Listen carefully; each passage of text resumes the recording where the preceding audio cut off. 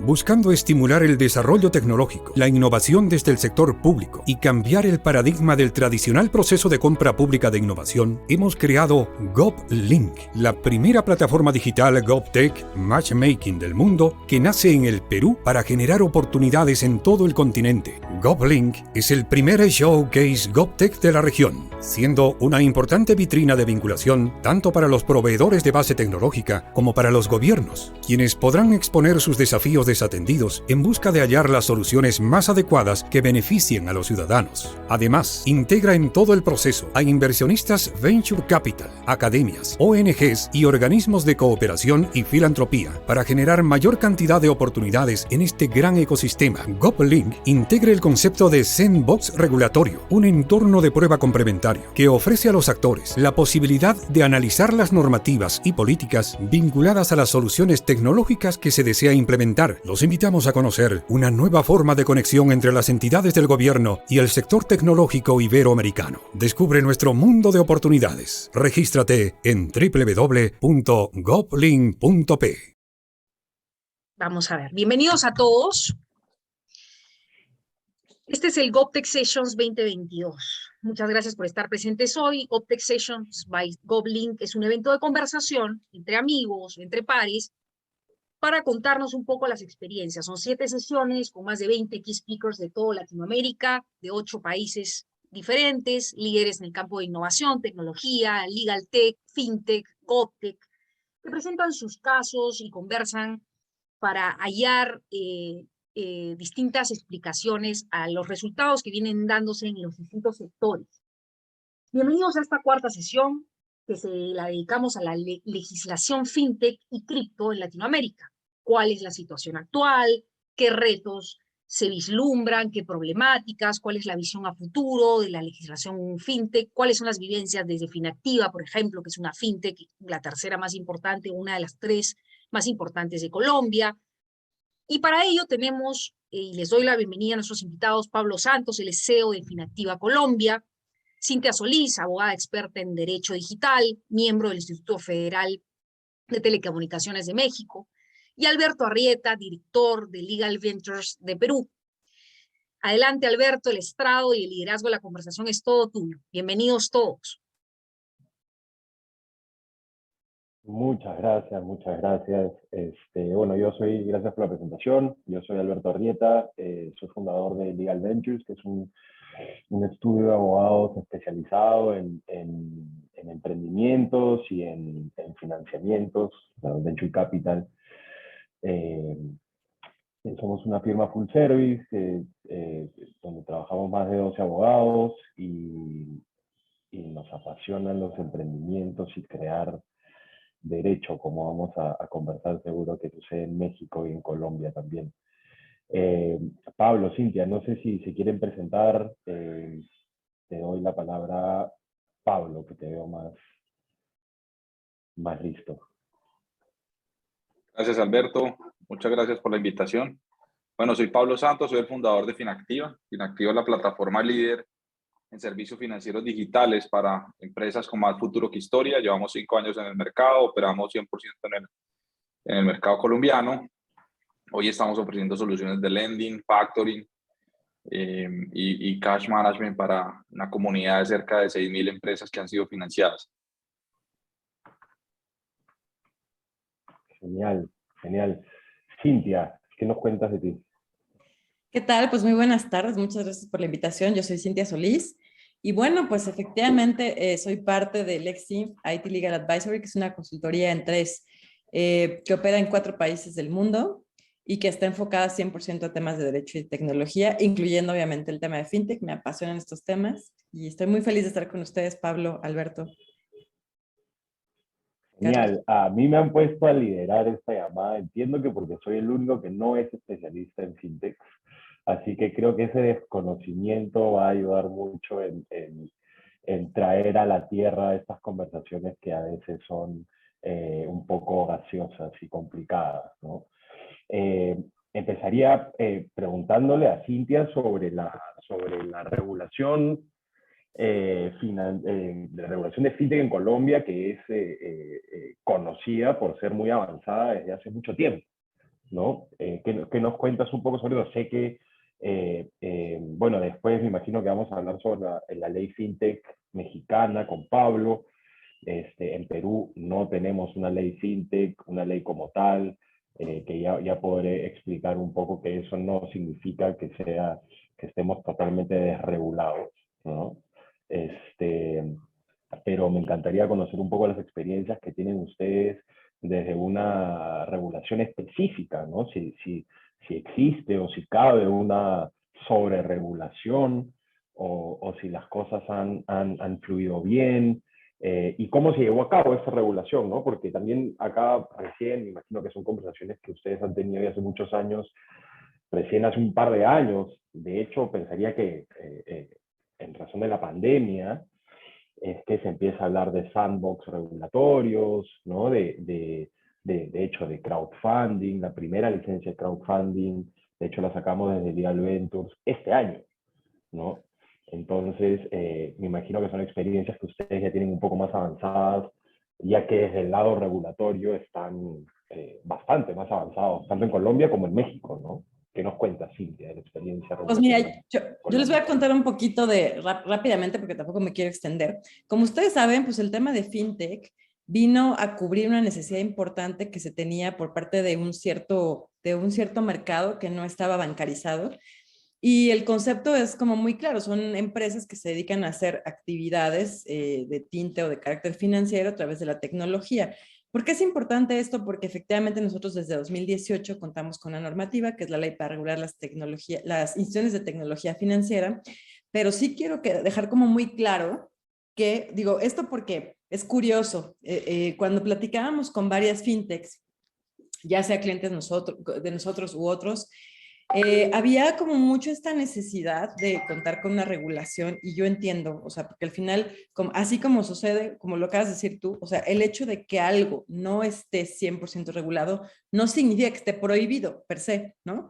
Es decir, a veces se operaba en este sentido con algunos vacíos legales o con algunas cuestiones que estaban sujetas a interpretación, pero lo más interesante es que dentro de estas fintechs que operaban en México, aquí hubo un boom de fintechs que yo creo que se dio como alrededor de 2015, más o menos en adelante.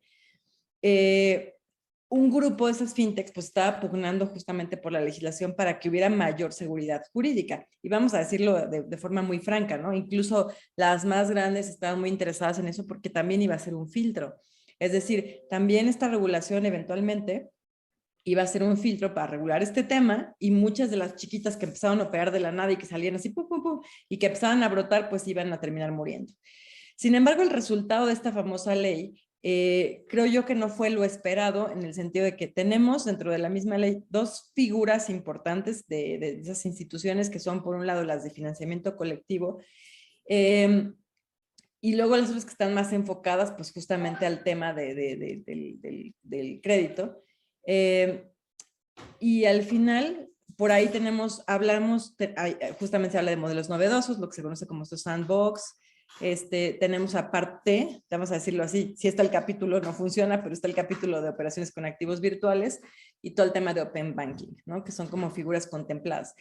Pero lo quería sacar a colación porque hoy en día existen otro tipo de fintechs, es decir, que entrarían en el concepto de lo que es una fintech, que no operan en el marco de esta legislación. ¿Por qué? Porque son una SAPI, porque son una SSB, que pues al final sí podrían conceptualmente entrar en esta definición fintech porque llevan a cabo pues estos servicios o actividades financieras a través de medios tecnológicos, como son aplicaciones móviles, como son incluso temas de redes sociales, sitios web, etcétera, y vamos, entrarían conceptualmente en estos servicios.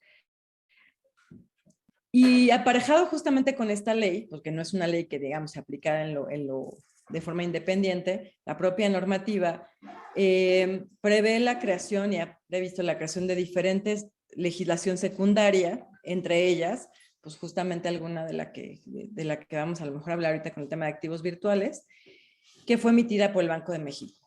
Entonces, estamos hablando de sí es esta ley como tal y toda la legislación secundaria emitida por las autoridades competentes, que son las autoridades reguladoras de este tema fintech, como Hacienda, como Banco de México, como la Comisión, etcétera, Y al momento, es decir, de esas 500 y tantas fintechs que había, pues hoy hay alrededor de 15 fintechs, me parece. Creo que por ahí las fueron sacando como en tandas, ¿no? Digo, la que se autorizó y después como que las fueron sacando ahí en bloques de 5, de 10. Y obviamente pues estamos viendo que desde mi perspectiva o lo que hemos sentido digamos, del ambiente fintech, es que al final no acabó de compensar o de superar estas expectativas que tenía pues, el entorno fintech, de decir, bueno, quiero seguridad jurídica para operar y que pues otras que vayan naciendo y que no estén autorizadas no operen. Pero pues sí hemos visto diferentes cuestiones, ¿no? Desde, te voy a comentar, para todas aquellas que estaban operando antes de la entrada en vigor de la normativa, operó un artículo transitorio que les permitía, mientras se llevaba a cabo pues esta acreditación, que no era nada fácil, o sea, porque realmente, de verdad, presentábamos bonches y bonches y bonches de los expedientes, eran gigantes y teníamos que presentar muchas copias para cada una de las autoridades, etc. Otras, o sea, las que fueran saliendo después de la entrada en vigor de la normativa, no podían operar hasta que no tuvieran justamente esta acreditación. No sé si me explico. Sin embargo, en la práctica no pasó así. O sea, en la práctica, lo cierto es que empezaron a nacer muchas otras, que obviamente cuando la comisión se daba cuenta, pues sí, actuaba al respecto, pero pues sí, o sea, parte del enojo o de la molestia de las fintechs, pues que ya estaban justamente en este proceso, era, oye, pero ¿qué garantía me das? O sea, tú como autoridad, ¿qué estás haciendo para sacar esas otras que son como, vamos a decirlo, piratas, por llamarlo de alguna manera, del mercado? Entonces, más o menos así está la situación en México. Nada más tenemos pendiente por ahí una última parte de lo que es Open Banking, pero de ahí en fuera, pues ya todo lo demás está andando. Y esta regulación, digamos, sombría, ¿no? No sé cómo le llaman ustedes, pero paraguas que tienen en Colombia, ¿aplica? Porque hablar de fintech es hablar de una gama de productos y de servicios amplia, ¿no? Este paraguas, digamos, aplica a todas los posibles servicios dentro de lo que se habla de fintech, y luego, digamos, la regulación específica va siendo por cada autoridad competente dentro de cada rubro, porque hablamos de crowdfunding, crowdlending, peer-to-peer lending, factoring, N cosas, ¿no? Es que justamente aquí como o sea, a ver, es muy interesante tu pregunta porque justo vamos a este tema, ¿no? O sea, por ahí se dice que esta regulación fintech pues no vino a regular mucho porque todavía quedaron como algunas figuras así como pues un poco en el tema y en el tintero. En el aire. Exactamente, o sea, todo lo que es crowdfunding, o sea, está justamente, digamos, en el capítulo o en lo que compete a las instituciones de financiamiento colectivo. Y entonces ahí también, o sea, ahora sí que es chistoso porque dentro de cada una de las figuras, de las dos figuras, digamos, principales que se tienen para la autorización en México, siento yo que hubo muchas cosas que empezaron, o sea, bueno, a ver, les voy a decir cómo yo lo veo en la práctica. O sea, hay algunas cosas que caen perfecto en instituciones de fondo de pago electrónico, pero a la fecha me ha tocado ver empresas, o sea, mis clientes me dicen, oye, es que esta empresa cómo está operando si no es fintech, no sé qué, porque justo como que dentro de la propia normativa tratan de encontrar algo que sea como, ¿a qué voy? A que están generando como modelos simulados, ¿no? Vemos de repente que hay unas operaciones medio raras que huelen a crowdfunding y saben a crowdfunding, pero tratan de enmascarar de que no es crowdfunding, ¿no? O igual vemos operaciones de captación que tratan más o menos de evadir la aplicación de la ley haciendo 2, 3 maromas y pues en realidad, o sea, sí entrarían en la figura que tenemos de instituciones de fondos de pago electrónico. Entonces, yo creo que esa es la situación en que se vive ahorita en México, que estas dos grandes figuras, más justamente este tema de modelos novedosos, pues son como que las tres donde se pretende encuadrar todo, o sea, o la actividad principal de lo que se conoce como las fintech, pero volvemos al mismo punto. Por ejemplo, ahí conocemos varias APIs, algunas muy famosas, creo que una de ellas es Unicornio, que pues está operando y es perfectamente legal, o sea, al final opera con recursos propios, no está haciendo ni operaciones de crowdfunding, ni tampoco hace captación de terceros para esta oferta de crédito, entonces pues es perfectamente válido, pero opera justamente en el marco de una SAPI, de una sociedad mercantil, ¿no? Entonces, eso es lo que estamos viendo aquí, ¿no? De repente, por un lado, tenemos otras figuras que no son ilegales, que operan desde la legislación mercantil que se tenía, y es perfectamente válido, y otras que también vemos que empiezan a surgir, por ejemplo, el tema de los microcréditos. Por ahí hay muchísimas aplicaciones móviles que se están operando en México, que operan en el marco de una SADCB y que pues sí están haciendo microcréditos, ¿no? O sea, este microlending que tú comentabas ahorita, ¿no? Pero bueno, pues al final, es decir, están haciendo actividades fintech, pero pues no están reguladas por esta normativa porque se entiende que son, digamos, son harina del costal de las sociedades mercantiles. Y bueno, pues, o sea, justamente ahí es donde se pone más divertido, ¿no? Claro, una de las cosas que me gusta de ser abogado de startups es que constantemente estamos creando derecho y jalando figuras de otras normas para ver si aplican a esta, que seguro lo vamos a hablar en un rato, aplica mucho a los temas de criptoactivos, ¿no? Por lo menos en Perú, en lo que es el ámbito tributario, no existe una regulación específica tributaria local para criptoactivos, ¿no? Pero se jalan mucho de las normas contables para poder interpretar qué cosa, cómo se debe de tratar cierta actividad con criptos, ¿no? Claro, y es que, por ejemplo, aquí una duda muy interesante es, ¿en México está prohibido operar con criptos? La respuesta es no para los particulares. O sea, para todas las instituciones financieras sí hay una restricción que fue parte de esta circular de Banco de México para operaciones con terceros, ¿no? Pero un particular sin ningún problema puede tener su criptocartera. Tú sí tienes, en el despacho, por ejemplo, ya nos han pagado algunos contratos en criptos. O sea, no hay ahora sí que nos vamos al tema de acuerdo de voluntades, ¿no? Y obviamente cuando eso lo bajamos a dinero fiat, pues pagas tu impuesto sobre la renta. Así funciona, ¿no? O sea, es un ingreso y no hay ningún problema. Lo que pasa es que justo es como que siempre me gusta mucho explicarles este tema, que es un principio general del derecho, ¿no? Conocido en todo el mundo. Algo que no está prohibido, pues está permitido para los particulares, ¿no? Para todos aquellos entes que no están regulados y ni demás, ni tampoco para el gobierno, pero entonces si no está prohibido, pues luego entonces, siempre y cuando haya acuerdos de voluntades y demás, no tendría por qué estar prohibido. Y existe este feeling, ¿no? Que mucha gente dice, es que están prohibidos los criptoactivos en México. No, espérate, no están prohibidos, ¿no? Sí hay restricciones para ciertas instituciones financieras, para ciertas operaciones financieras, pero de ahí en fuera no es que estén prohibidos. Seguro vamos a conversar un rato más a profundidad de criptoactivos en cada una de sus legislaciones. Pablo, desde Finactiva, ¿no? ¿Cómo siente un emprendedor la carga regulatoria en Colombia? Entiendo que ustedes ejecutan o desarrollan varias líneas de negocio, varios servicios dentro de la industria fintech, ¿no?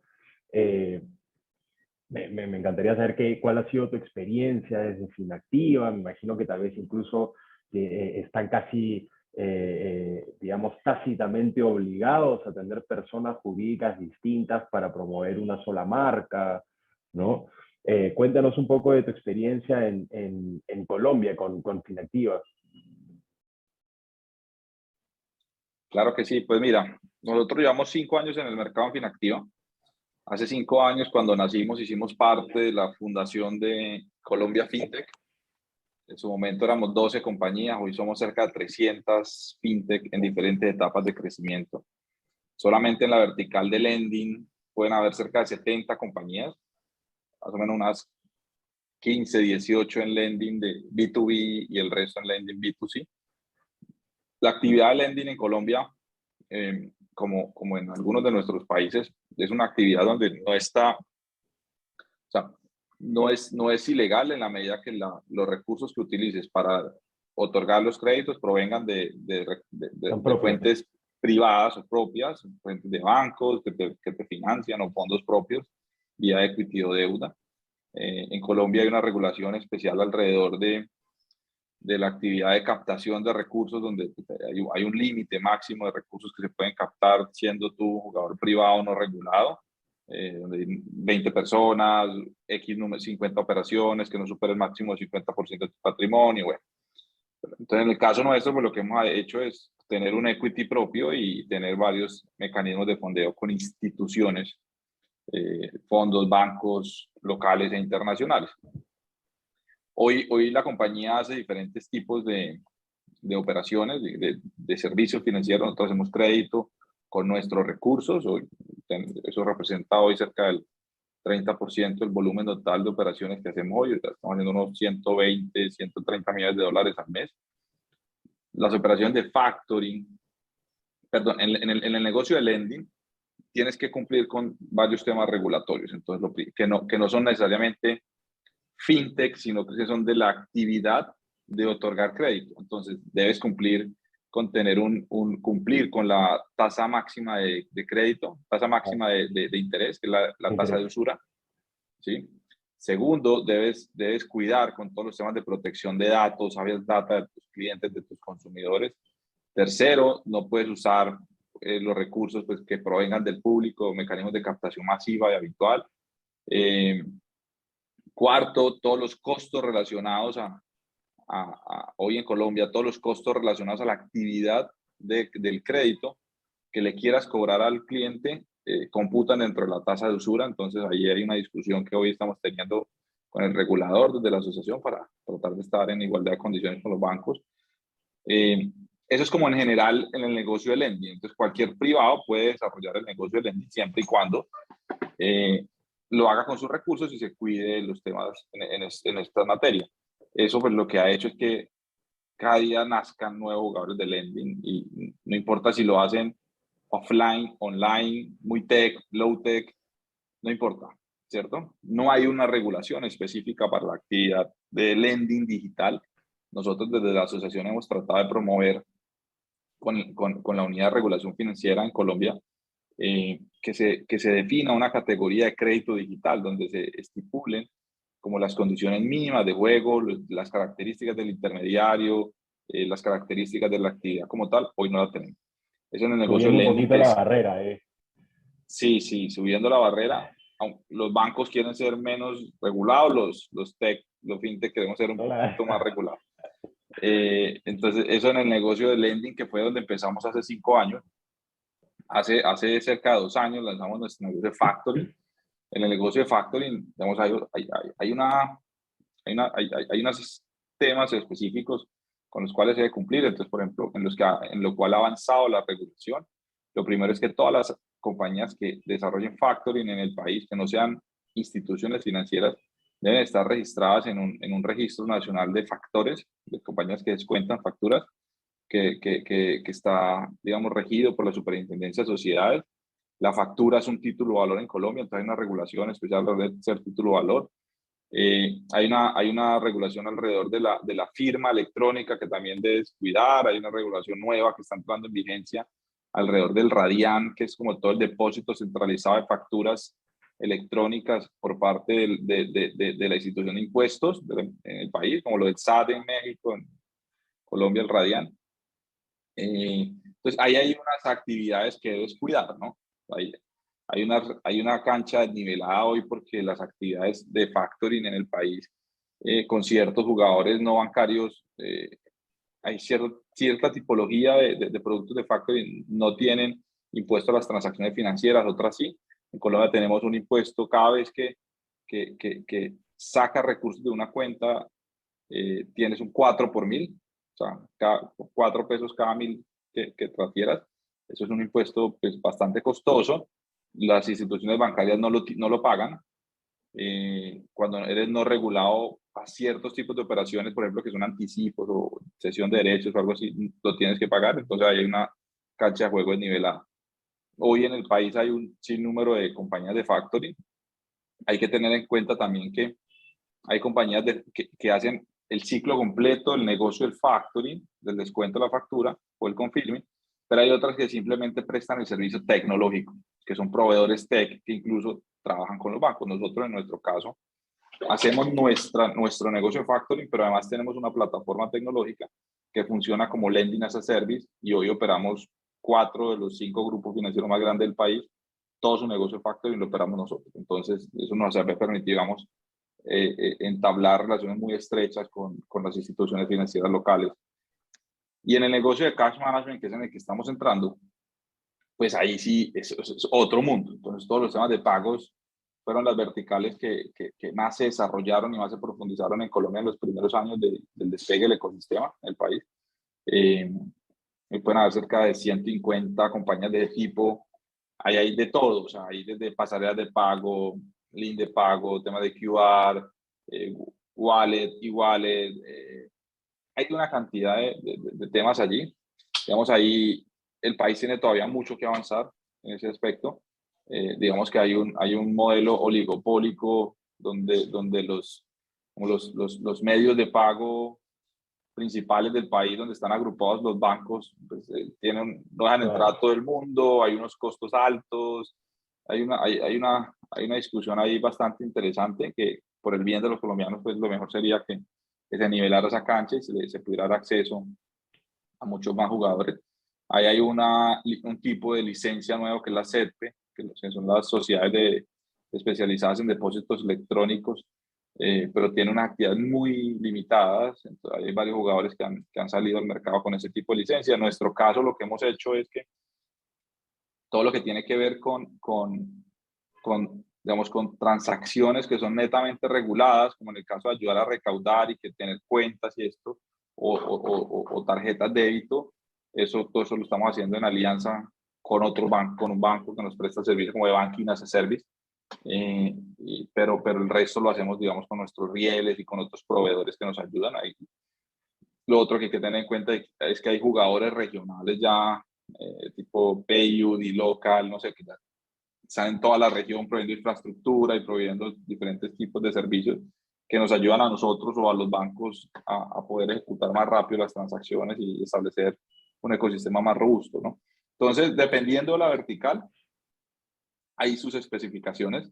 Nuestro caso que hemos tratado de irnos volviendo un one-stop shop de capital para las pymes, pues hemos tenido que ir rompiendo el status quo, ir abriendo, acá como decimos, abriendo trocha, integrando diferentes tipos de soluciones, pero al final lo que vemos nosotros es que al final debemos tener una licencia, o sea, queremos volvernos regulados en algún momento. Es un tema de timing, en cuándo tienes el volumen suficiente para poder costear todo el andamiaje regulatorio, ¿no? De lo que tienes que cumplir en temas de tu overhead, de reportería, compliance, todo. Entonces, lo que hemos hecho nosotros es, nos hemos autorregulado, hemos venido implementando progresivamente todas las prácticas que tiene una institución financiera regulada, y eso nos ha permitido, digamos, ir avanzando rápidamente en diferentes capas de los modelos de gestión de riesgos y compliance,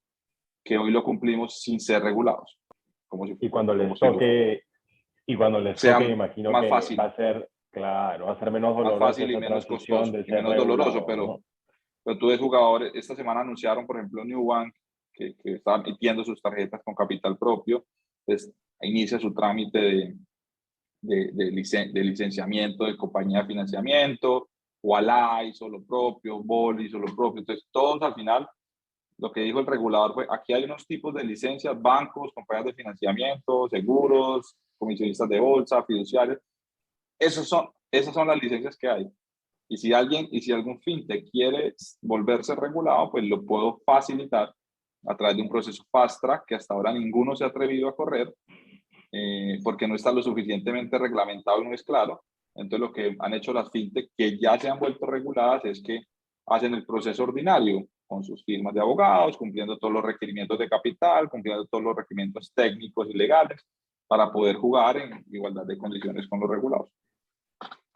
Claro, porque, a ver, dos cosas súper interesantes que me quedaron sonando, ¿no? Primero, que ese impuesto que no pagan los bancos, en realidad no es solo los bancos, ¿no? Sino los regulados, por decirlo de alguna manera, por ahí es un incentivo para entrar a buscar una licencia y a buscar esa regulación, sin perjuicio que, ok, te condonan ese impuesto, ¿no? Pero viene con un paquete de gastos bastante mayores, me imagino, ¿no? No sé si mayores, porque mientras masificas más tus productos y tus servicios, ese 4 sobre 1000, ¿no?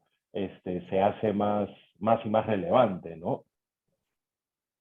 Así es, tal cual.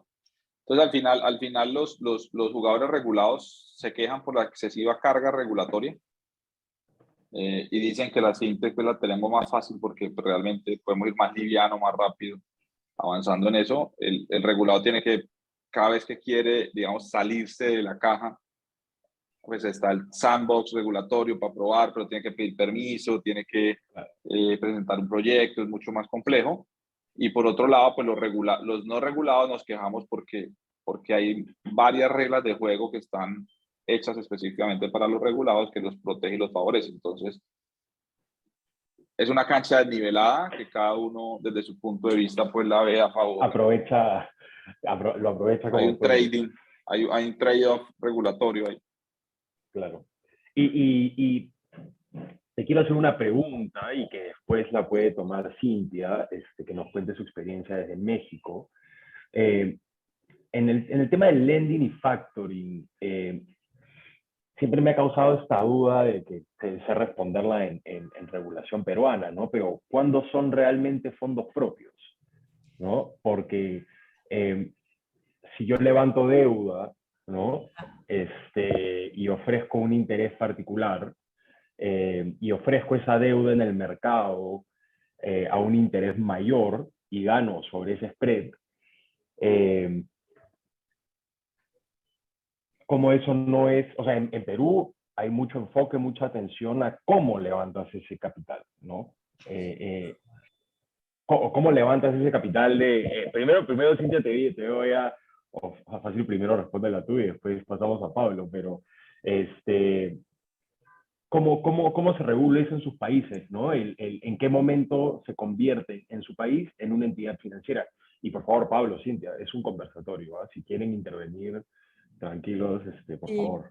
Es que justamente lo comentabas y ya lo comentó un poco Pablo, pues sí hay entidades que están reguladas y no reguladas. O sea, por ejemplo, el tema del factoraje financiero se hace en México desde hace muchísimo tiempo y no hay una limitación, o sea, tú pudiste haber levantado deuda y tener una, o sea, no sé, tener una deuda con un banco y luego tú literalmente, pues, ese dinero que tienes tú y que tú asumiste la deuda, después lo ofrecen microcréditos o justamente en un tema de factoraje, no hay ninguna prohibición, o sea, al final se puede hacer. Igual en el tema, por ejemplo, hace rato comentaba que se utilizan varias figuras, últimamente he visto más, lo normal es utilizar las API, las SOFOM, etcétera, pero últimamente he visto que también algunas SAs siempre y cuando tengan recursos propios y no estén captando de entidades que no son sus socios, o sea, pues no hay mayor problema, ¿no? Y no hay una limitación.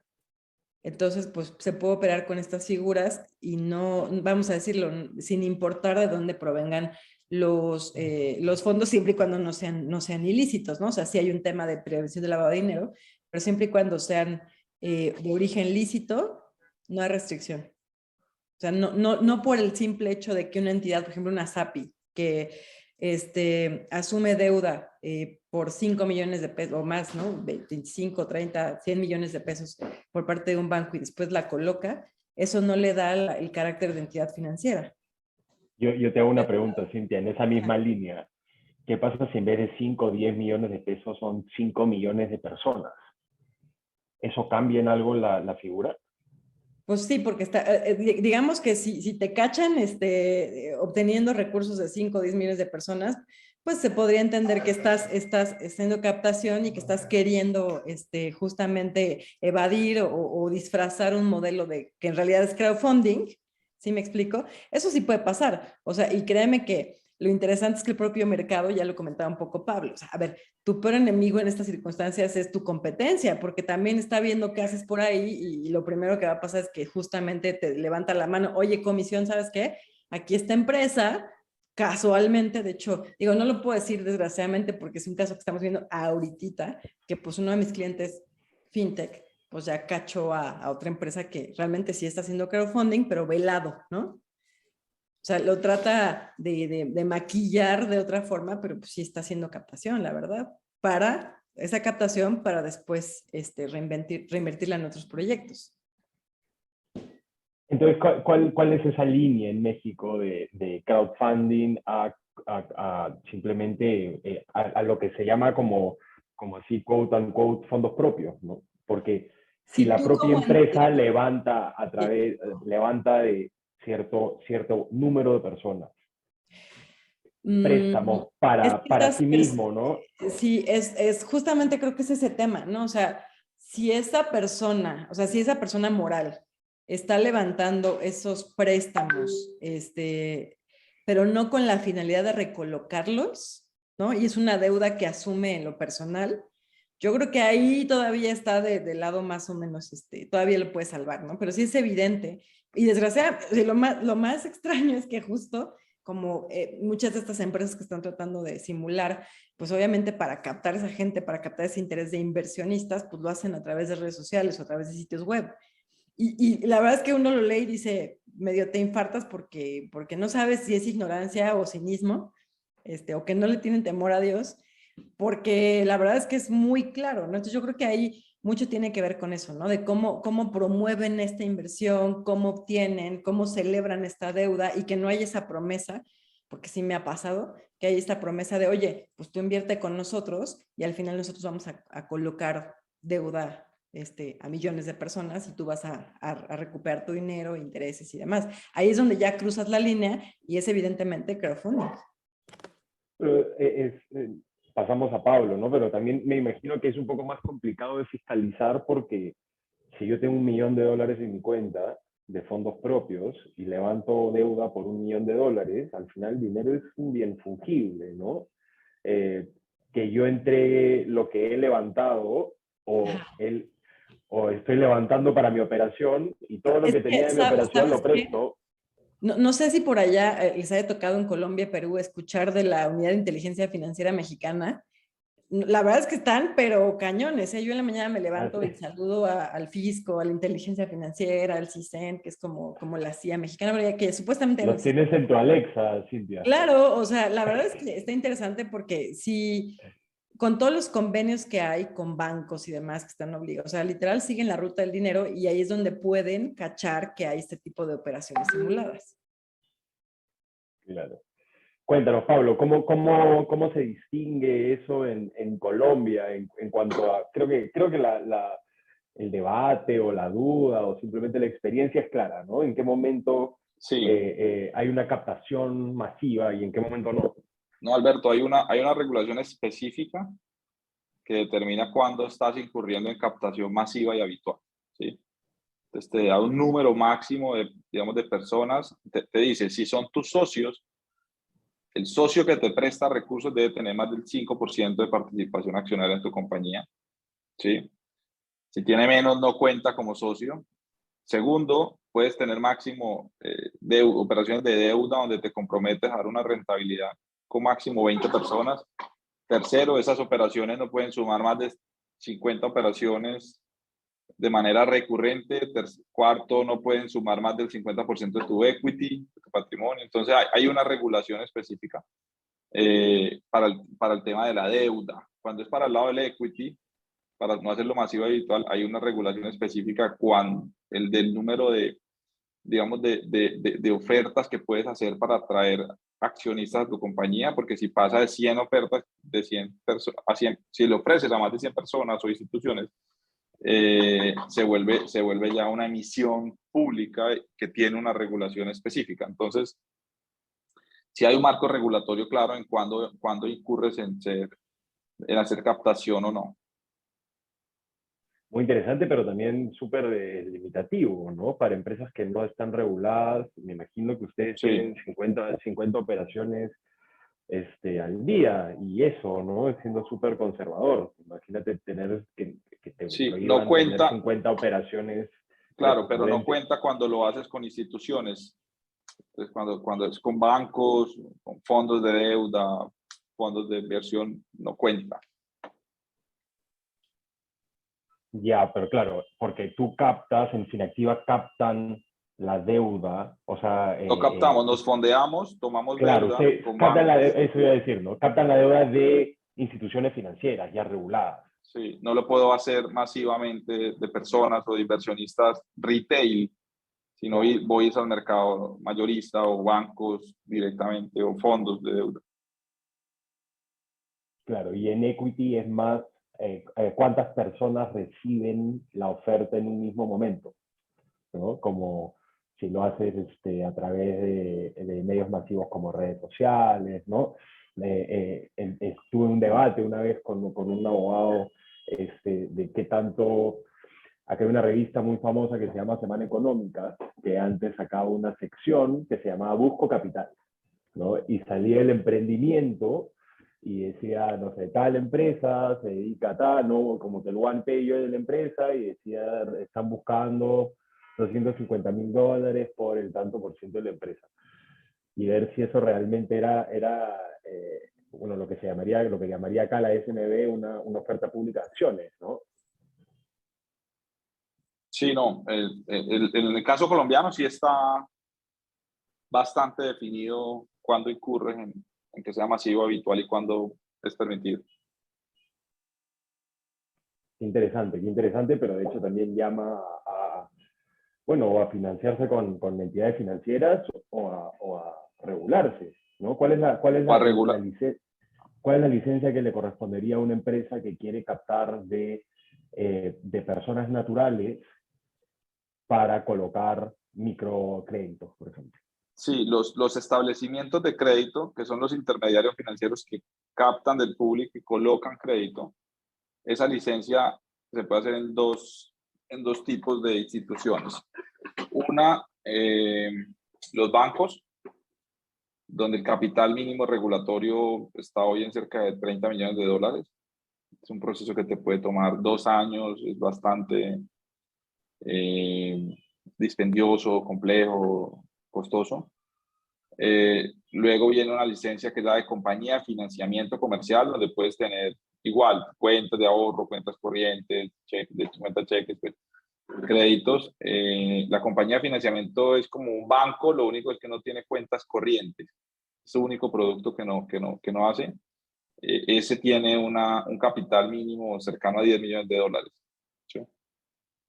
Y se toma el proceso igual que el del banco.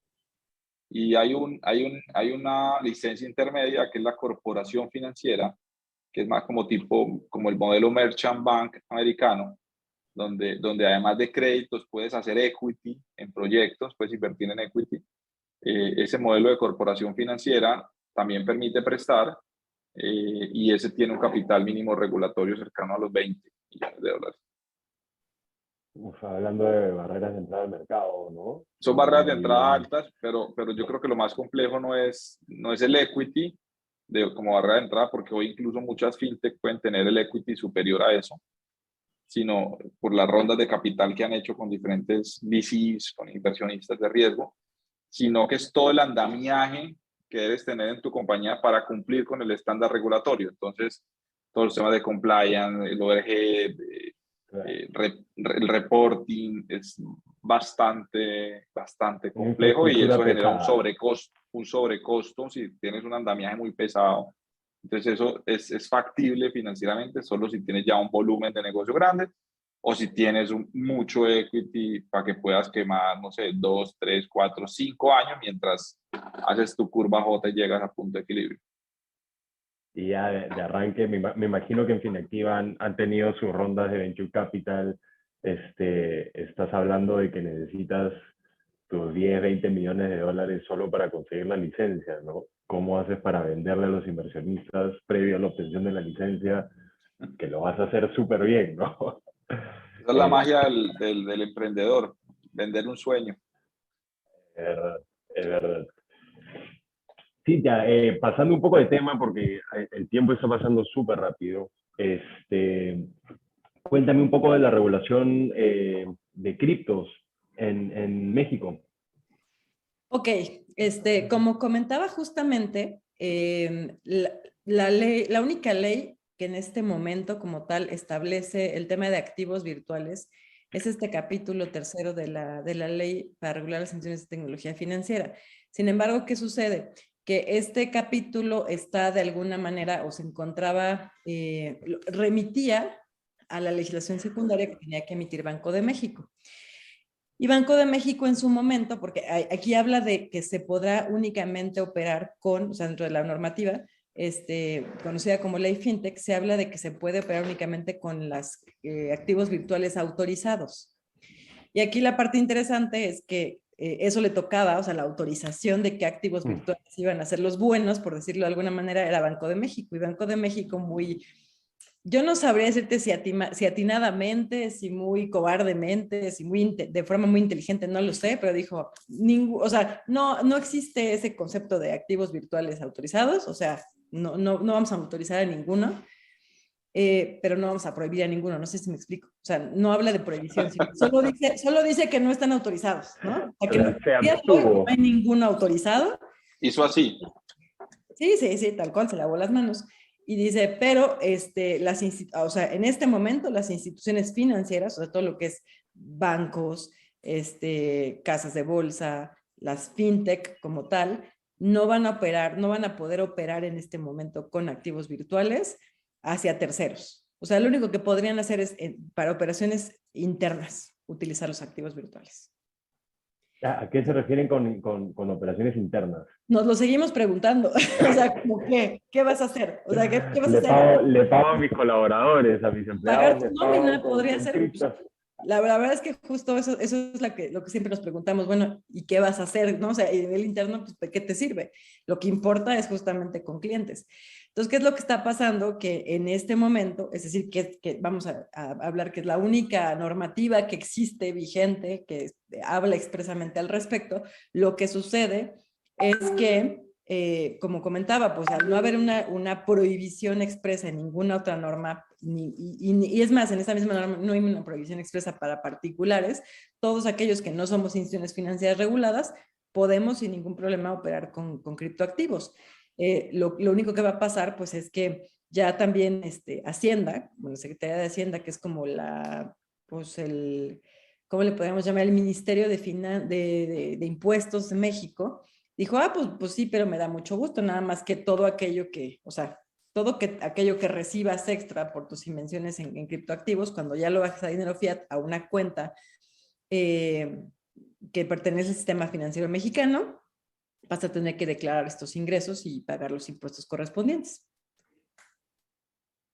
Digamos que ese es el status quo que guardan ahorita las criptos. Yo ya venía lleno de cosas buenas para hablar de la regulación mexicana, porque sabía esta ley de fintech y de los activos virtuales, pero parece que no ha sido al final tan útil como... Hay un meme por ahí que circula, ¿no? Que es el de sí, pero no. O sea, de sí, vamos a clavar este capítulo de la ley fintech, y todos estábamos muy emocionados al respecto, y de repente es, bueno, pero entonces pasan la bola a Banco de México, y Banco de México igual, ¿no? O sea, medio se lava, como dice Pablo, las manos, y dice, pues sí, pero yo ahorita no voy a autorizar ninguna, y háganle como quieran, y así están las cosas. Entonces, aunque sí está el capítulo, digamos, en la ley vigente, pues no hay manera de operarlo. En Perú ha pasado una cosa también súper graciosa, ¿no? Que no es un activo virtual, pero el Banco Central de Reserva considera las criptos como un activo financiero no regulado. Entonces también estamos casi igual que ustedes. Solo que creo que el BCR se mandó con por lo menos decir algo, ¿no? tu Banco Central medio que se dijo, no dijo ni A ni B. Y por ahí lo que está haciendo en este caso Banxico es, pues trabajando con una moneda, o sea, con su propia moneda, y probablemente eso sea, que pues obviamente es una CBDC, y eso es lo que probablemente vaya a sacar, ¿no? pero dudamos mucho que se posicione o que de repente diga, sí, pues Bitcoin va a ser un activo de circulación, y no creo que nunca se le dé el carácter como tal de moneda, ¿no? Legalmente hablando.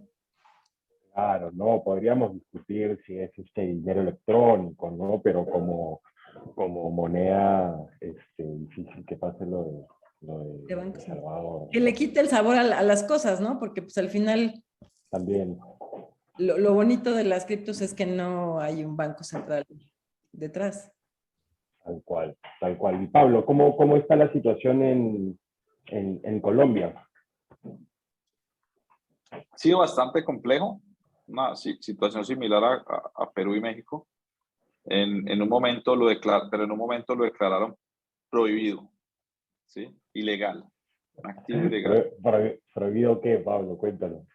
El Todo. tener activos digitales, cripto, todo. Luego abrieron la puerta para que los bancos, a través del sandbox, para que los bancos pudieran hacer alianzas con algunos exchange de cripto y pudieran ofrecer algunos servicios que están ahí como en fase piloto, ¿no? Pero ha sido bastante difícil para los colegas emprendedores en cripto porque no les abren cuentas, se las cierran, les ponen 1000 problemas. Ha sido muy complejo. Ahora están como medio resucitando a través de alianzas, se han domiciliado afuera, bueno, han hecho algunos movimientos para poder operar, pero ahí hay una gran oportunidad por desarrollar todavía. Claro, entonces, prohibido digamos, la prestación de servicios con criptomonedas. Más no, o sea, si una persona natural quiere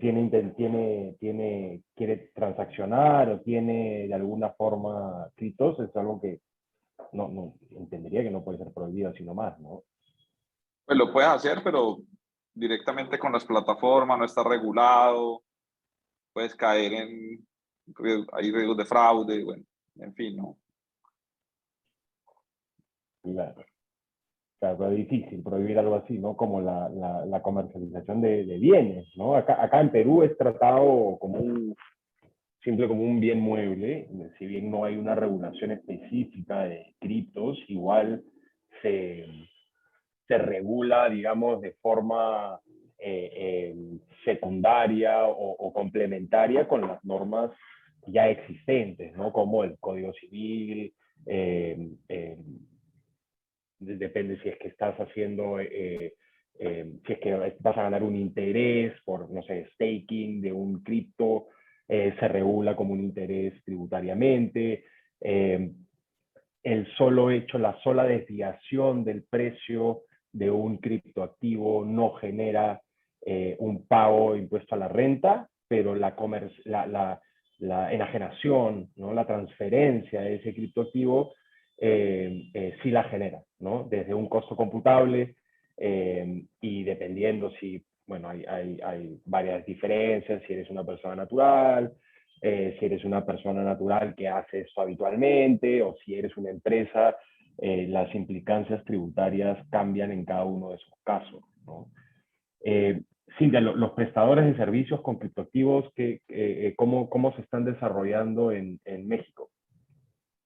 Perdón, esta última parte yo no te la escuché, que cómo se están desarrollando. Sí, los negocios de empresas que Pues mira, te voy a decir una cosa, es muy interesante porque seguramente por allá también ha llegado los negocios de tío Ricardo Salinas, porque sabemos que tiene operación en Latinoamérica. Y por ejemplo, en Electra, electra.com, ustedes pueden meterse y puedes pagar con Bitcoin. O sea, la verdad es que hoy en día ya hay cada vez más negocios donde, digamos, puedes tú pagar con criptos y es perfectamente legal. O sea, lo que sucede es que pues al final nada más hacen esta conversión. De hecho, ustedes quieren hacer el intento, métanse ahí a electra.com, les van a hacer su conversión a cuántos criptos equivale su lavadora y cómo la quieren pagar y sin ningún problema lo que hacen pues es hacen la transferencia ahí a la cartera que tienen y les dan creo que 15 minutos, o sea, porque obviamente por la fluctuación pues ya después ya no sale, ¿no? Entonces es como, oye, tienes 15 minutos para que te respetemos este precio y así funciona. Entonces no hay ningún impedimento entre particulares, o sea, siempre y cuando no sea una institución financiera regulada, no hay mayor problema, ¿no? Y Cada vez hay más. me imagino que ese gusto de pagar con una criptomoneda debe salir cara también, ¿no? Ahí entre el tipo de Sí, es como cambio, mucho de entre... culto, o sea, la verdad es que siendo muy honestos es mucho de culto, porque también, pues, moviéndote en este ambiente de las criptos, pues sabemos que últimamente ha sido muy depresiva la cosa, porque, pues, literal, o sea, han sufrido muchos microinfartos cada vez que Bitcoin va perdiendo. Bueno, Bitcoin y todas las criptos, ¿no? Que han estado como en esta tendencia a la baja. Y mira, conozco muchísima gente que sabe perfecto, pues que le está perdiendo, pero toda esta adrenalina que genera el tema de las criptos, pues también es adictiva y dicen, y esa satisfacción de decir, pagué mi lavadora, mi televisión, mi celular con criptos, no se Pagué los va a algo. quitar nadie, claro, sí, definitivamente no se los va a quitar nadie. Y así es como funciona, ¿no? Por aquí lo único que ya también ha sido una alerta por parte de Banco de México, pues es esta creación de las stable coins, ¿no? Que tengan y que obviamente se ofrezcan en México. Ya ha habido dos empresas que han querido salir como un platillo diciendo, ya tenemos la primera stablecoin en México, y el tío Banco de México sale y les dice, pues no, mi ciela, o sea, fíjate que no, regrésate. Y así es como funciona. Como está funcionando ahorita, pues son con plataformas que operan en carteras que operan fuera de México, ¿no? Claro. Bueno, me escriben que ya tenemos que ir cerrando. Les pido cerrar con una última pregunta y después nos dejamos unos minutos para despedirnos. Considerando la última baja, y entiendo que se está recuperando un poco los criptoactivos, si me podrían responder si tienen ustedes criptoactivos y si recomiendan vender o holdear. Empiezas tú, Pablo. Sí, en el caso nuestro no, aún no, digamos, Una pregunta personal es, Pablo, ¿eh? ¿Cómo? Es una pregunta personal. Ok, no, pues desde el punto de vista corporativo no, aún no estamos metidos en el tema cripto. Yo creo que hay muchas oportunidades realmente ahí, pero sin duda, hasta no tener claro un marco regulatorio, pues hacer cualquier esfuerzo para desarrollar un MVP va a ser complejo. Pero yo creo que para América Latina, con todas las volatilidades y más como lo estamos viendo hoy en inflaciones, devaluaciones, yo creo que hay una oportunidad bonita ahí. Desde el punto de vista personal, tengo algo, no me dio muy bien, no me dio muy bien, no me da muy Pero todavía lo bien, tienes. más lo he hecho más como probando, he promediado precio, no estoy mal invertido, pero sin duda creo que el exceso de liquidez que ha habido en los últimos años y que cuando ya se comienza a masificar de cierta forma estos activos sin mucho conocimiento de fondo, pues eso hace que los precios crezcan exponencialmente sin ningún fundamento económico y va perdiendo sentido, ¿no? Va perdiendo sentido económico. Eso es difícil. Yo creo que en la medida que se decante y el mercado pueda ir evolucionando va a ser mejor, sí. Cintia. Mira, yo creo que es algo que hay que ir monitoreando, como dice Pablo. En lo personal, sí, por ahí tenemos unas cuestiones, pero poquito, ¿eh? O sea, mi reflexión en torno a las criptos es que siempre inviertas algo que estés dispuesto a perder. O sea, literal. Dinero que dices, bueno, pues ahí tengo, ahí me sobra, lo que sea, porque hemos visto pues cosas muy, o sea, casos literalmente de suicidios y temas que pasaron con Terra Luna, ¿no? Por ejemplo, o sea, de gente que literal compró, o sea, más bien adquirió deuda bancaria para comprar criptos y pues perdió todo su dinero. Eso sí está Eso es muy de mal. locos. Yo Bueno, sé que nada, pasa mucho, pasa más de lo que quisiéramos, pues pasa más de lo deseable. me imagino. Parece que ya nos están tocando el timbre. Nunca tanto, nunca tanto. Gracias, chicos. Gracias, muchas gracias a los panelistas. Una conversación muy enriquecedora. Gracias por compartir sus experiencias tan valiosas. Gracias a los asistentes hoy, los esperamos mañana, miércoles 20, a las 18 horas también, con la 5ª sesión de Gobierno y Apoyo al Emprendimiento. Vamos a estar con Netzer Díaz de CIAPEN México, con Mariela Balbo del Ministerio de Desarrollo Productivo de Argentina, y con Gonzalo Elías, un local del Ministerio de la Producción del Perú, hablando un poco de todos los mecanismos de apoyo al emprendimiento, qué falta, cuáles son las problemáticas, los retos, la visión a futuro, etc. Así que nada, muchas gracias a todos, los esperamos mañana. Gracias a los panelistas nuevamente. Gracias Pablo, gracias Cintia, gracias Alberto. Excelente Gracias, María conversación. Alejandra. Un abrazo gusto, a todos. Pablo, Cintia. Gracias Cuídense. por la invitación. gracias. Feliz día. Chao. Chao.